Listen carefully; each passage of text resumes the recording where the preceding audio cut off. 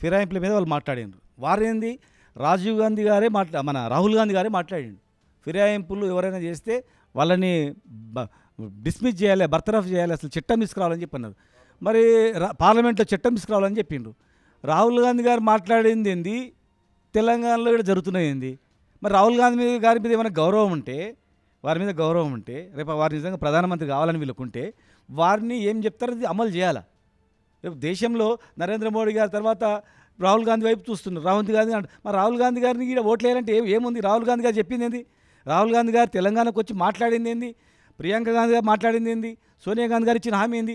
వీరు ఎప్పుడే కానీ అధికారంలో వాళ్ళు ఇక్కడ వచ్చి ఏమేమి మాట్లాడినరో ఫస్ట్ ప్రయారిటీలో ఇవ్వాలా. రాహుల్ గాంధీ గారు వాళ్ళ కుటుంబం మాట్లాడినటువంటి ఫస్ట్ ప్రయారిటీ ఇచ్చి అమలు చేయడానికి ప్రయత్నం చేయాలి. నువ్వు ఫిరాయింపులు ప్రోత్సహిస్తున్నారు, భయపెట్టిస్తున్నారు, రాకపోతే కేసులు పెడుతున్నారు, బెదిరించి వచ్చిన వాళ్ళని అన్నీ మాఫ్ అవుతున్నాయి. అదే జరుగుతూ ఉంది. ఇవాళ మీరు చేస్తున్నది ఏంది? ఏం మార్పు వచ్చింది?